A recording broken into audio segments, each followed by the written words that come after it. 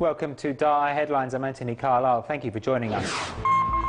Coming up in the show today, we celebrate Tzu Chi's 46th anniversary with volunteers at an exhibition at the Taipei branch of Tzu Chi General Hospital. We begin a new series of reports on the up and down world of elevators, starting with a look at the earliest models and how they revolutionized the way we live.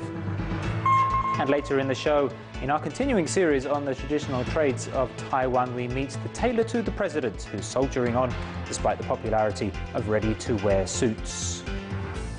Tzu Chi's 46th anniversary exhibition is currently taking place at Taipei Tzu Chi Hospital. This year's theme, like last year, is repentance. Volunteers seized the opportunity to raise awareness about conservation and gave the public a few tips on how to save water and electricity.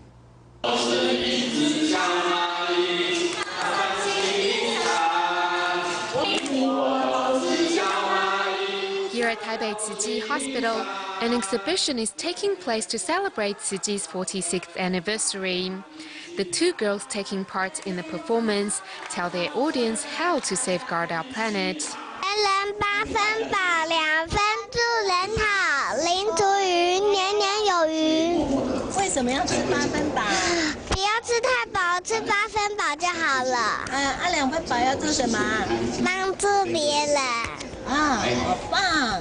The theme of the exhibition is based on the Water Repentance Sutra, and volunteers also invite members of the public to learn more about conservation work. This is a traditional bulb, it's 50 watts, and this is its brightness. Look at the LED light and its brightness. The traditional lights produce heat, and when you touch it, it's quite hot, but the LED light doesn't, and it's only 5 watts. We save at least half of the electricity.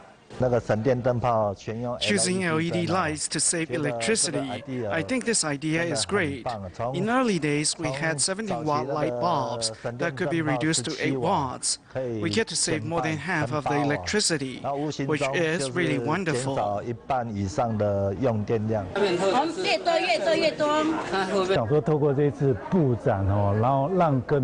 Through this exhibition, we'd like to help more people realize that Taiwan is a beautiful island. If we can reduce our desires for material goods and cut down on our budgets, we'll be able to overcome inflation. When we buy less, the planet will become cleaner. As living expenses continue to rise, perhaps cutting down on our desires is the way to fight inflation. Still in Taipei Tzu Chi General Hospital, next up we meet nurse Chen Yijun, who not only loves her job but treats it as part of her life. She's been through leukemia and says her illness taught her to better understand her patients' needs. Now fully recovered, during her time off, she still goes around the hospital wards to encourage her patients. For nurse Chen Yijun, taking care of her patients is her duty.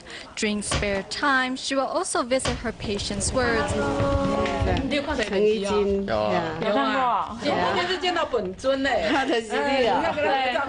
With an optimistic personality, it is hard to tell that Chen Yijun was once a leukemia patient.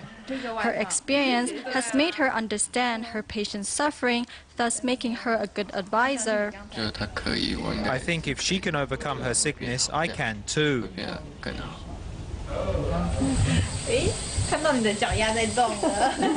another word, Jian, a patient who is close to Yijun's age, is lying on her hospital bed, welcoming Yijun. Unable to speak, Jian writes down words in a notebook given by Yijun.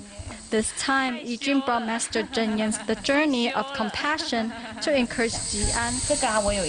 I have one on my desk. Can you see the words? Through suffering, we cultivate compassion. Although I was once a sick patient, now I can help others in need. To be able to help my patients has been my biggest motivation as a nurse. Seeing their smiles, all the troubles we nurses go through are worth it. To Yijun, being a nurse is not just a job, but a part of her life. Caring for and being friends with her patients are the happiest things in her life. She hopes, through her experience, she can encourage her patients and their families to find hope in their lives. In northern Taiwan, members of Tzuji's International Medical Association, or TIMA, regularly visit a nursing home in Ruifang to check on the residents. Most of the seniors suffered strokes at some point in their lives and have mobility problems. TIMA doctors and volunteers are teaching them how to rehabilitate themselves, so they may one day be able to walk again. Surrounded by mountains on three sides, Ruifang of northern Taiwan is not far from the bustling city center. Members of the Northern TIMA office are here once again to check on the residents of this senior home.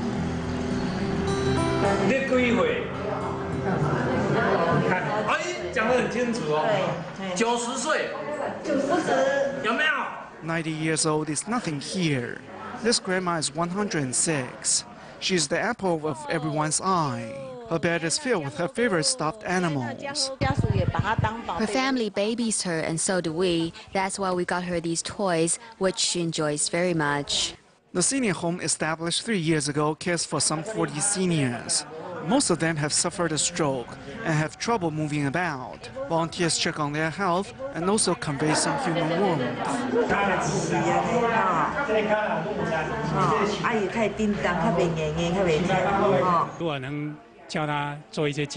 By teaching them some basic form of exercise, it helps them maintain some muscle strength and impedes the process of osteoporosis. Perhaps they may even start walking someday.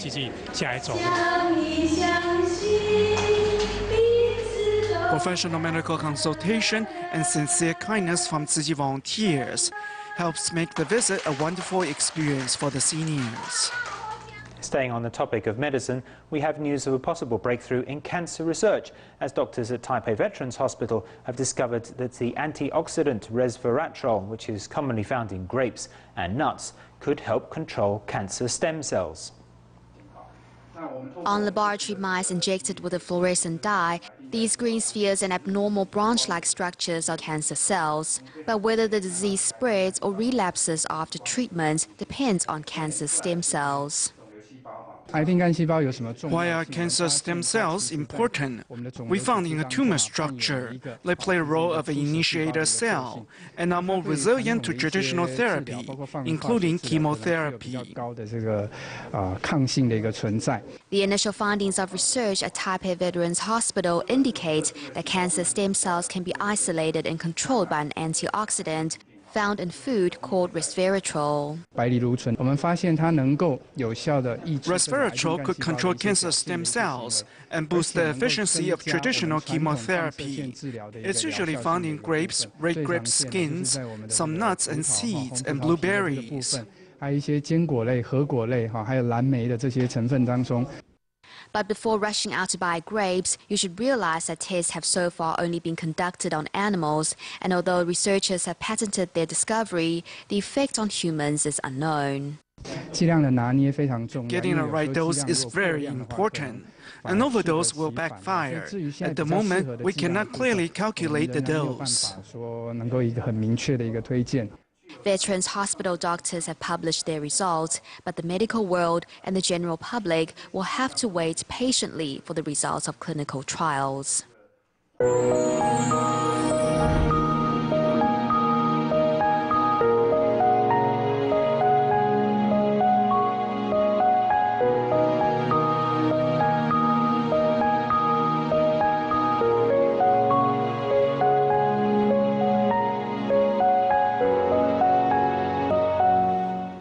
Elevators were widely introduced to the world after the Industrial Revolution in the 19th century. In Taiwan, the elevator, or lift, wasn't seen until around 80 years ago. In the first of a new series on the elevator, we take you to Tainan to see one of the earliest models in Taiwan.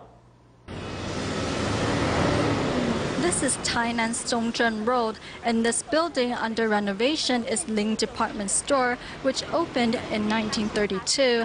It was one of the tallest buildings in Taiwan at the time, and one of the first department stores to feature an elevator, which drew many curious customers to check out what was called a flowing cage.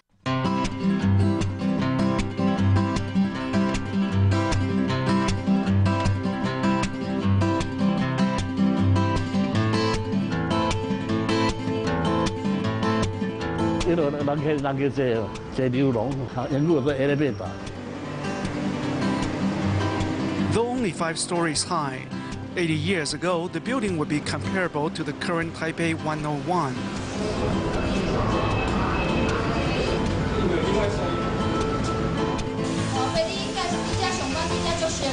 Yes, I had formerly worked here, so I'm quite familiar with the place. I do still remember the first time I rode the elevator. There was nothing like it. Going up, you didn't feel much of anything, but when coming down, it was like your heart was dropping down. At the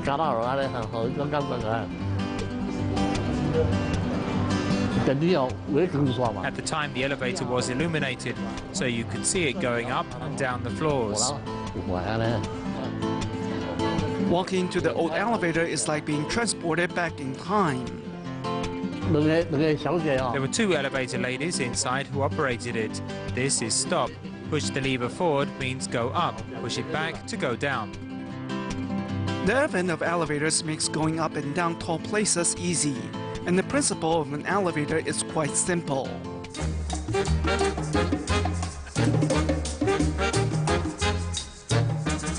Elevators work by utilizing the mechanics of a pulley system.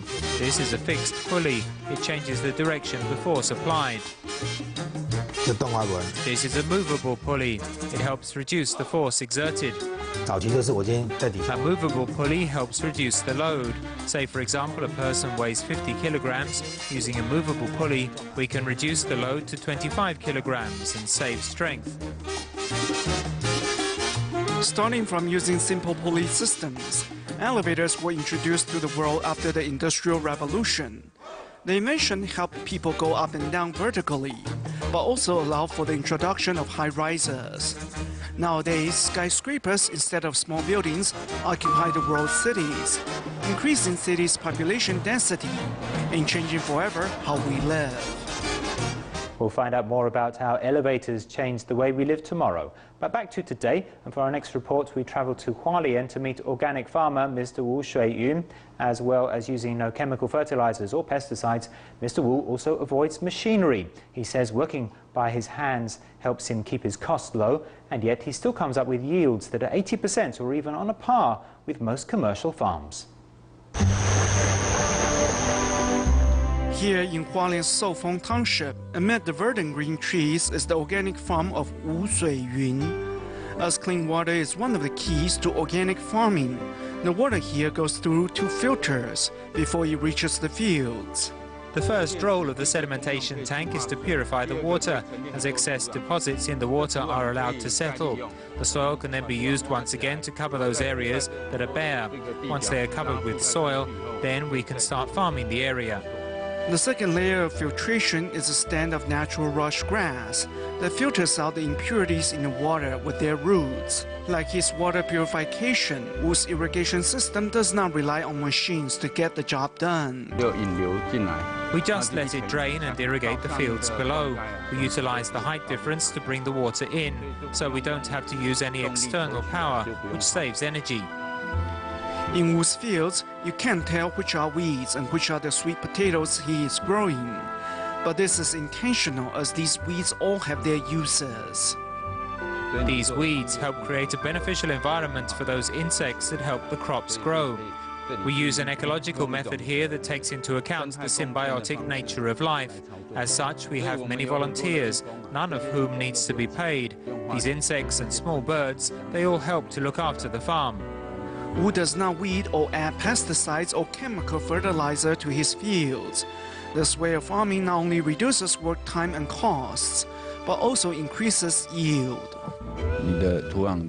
If you increase the bacteria and other organic materials in the soil, then your costs will go down and your yield will still be 80% or even on a par with the average farm.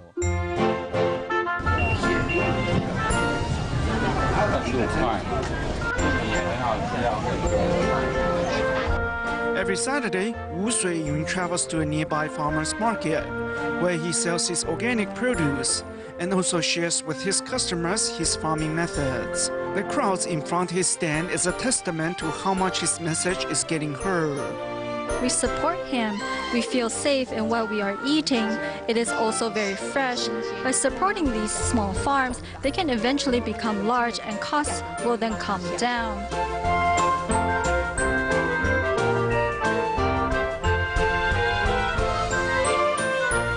Eating locally grown produce is not only healthy, but helps reduce the distance food travels and lowers its carbon footprint. Although Earth Day recently passed, everyone can still do their part in helping reducing their carbon footprint and learning to live in harmony with this Earth. Sunday, April 22nd was Earth Day. To mark the occasion in Taipei, 100 city volunteers from the Shipai area did their part by spreading the message of conservation in the city's metro, markets and parks. Holding their signs and hats high, this group of city volunteers stands ready to do something for the Earth. The first people volunteers meet is a family getting ready to travel abroad.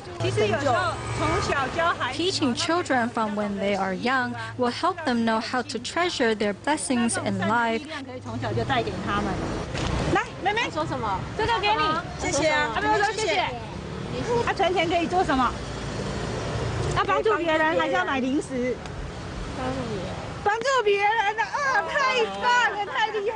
Next, the volunteers meet a mother who has already taken steps to save energy. I unplug all my appliances, only the refrigerator I don't unplug, all the rest is off. You can't unplug the fridge, and at night, the only light on in the house is from the room where everyone in the family is, the rest are all off. Volunteers find that their message falls on fertile ground, as one resident after another responds to the volunteers' words. It is clear that Taipei is well on its way to becoming a green city.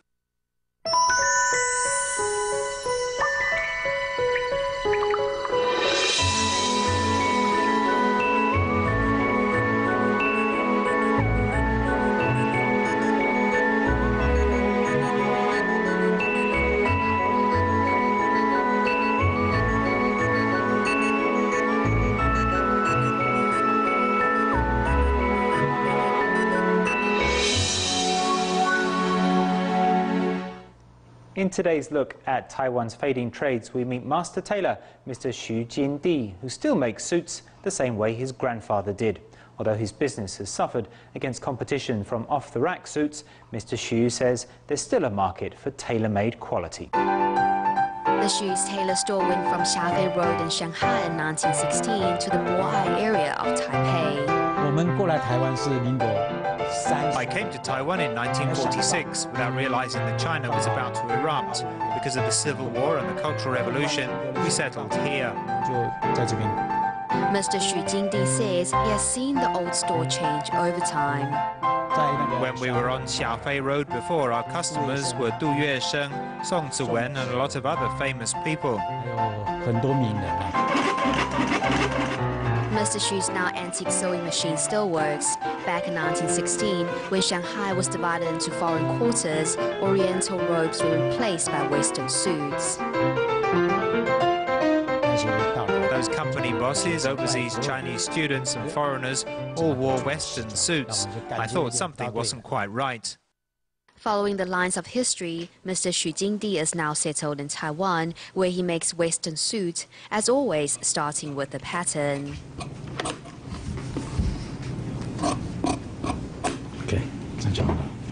From the material to the cut and style, each suit is made to measure and is a perfect fit for each customer.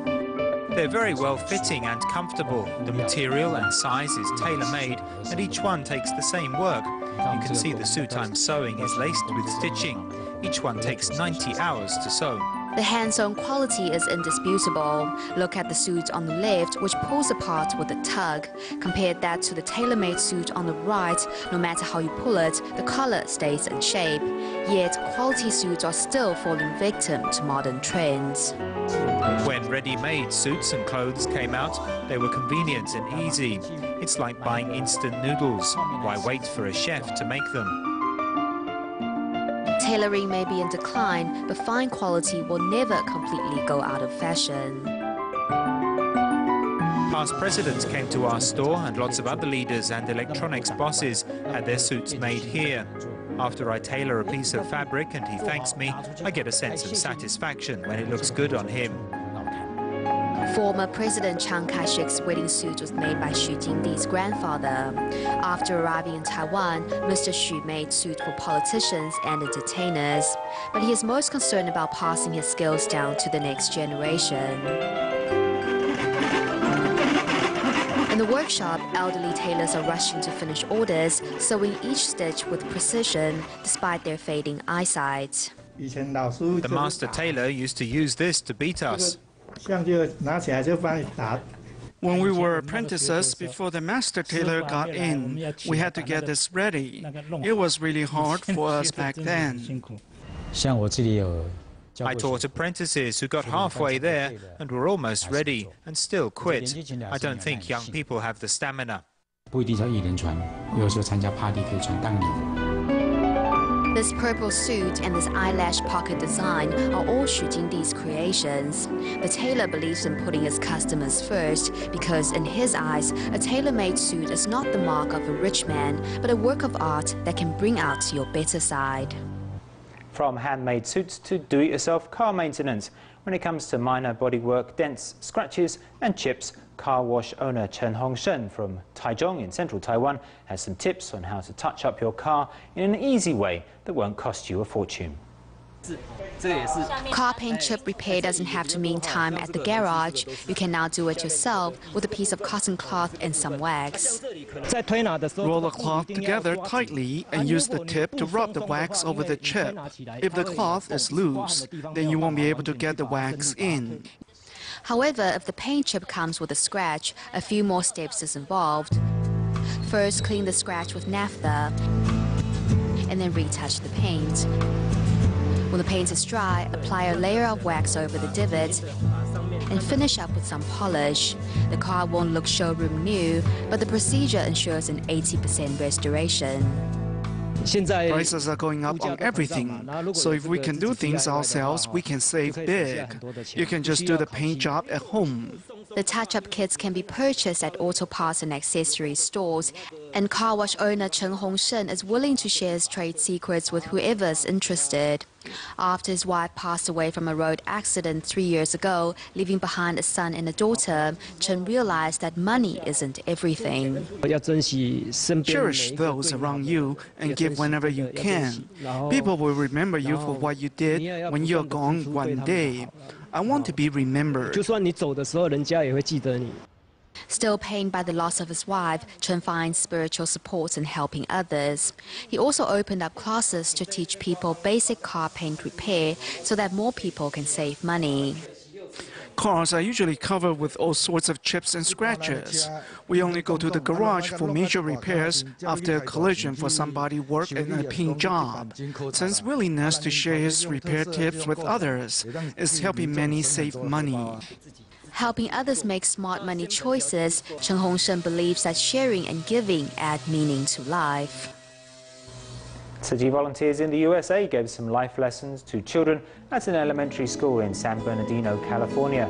Volunteers taught the students about gratitude, kindness and tolerance. We'll leave you with these images. Thank you for watching DaAi Headlines. Goodbye.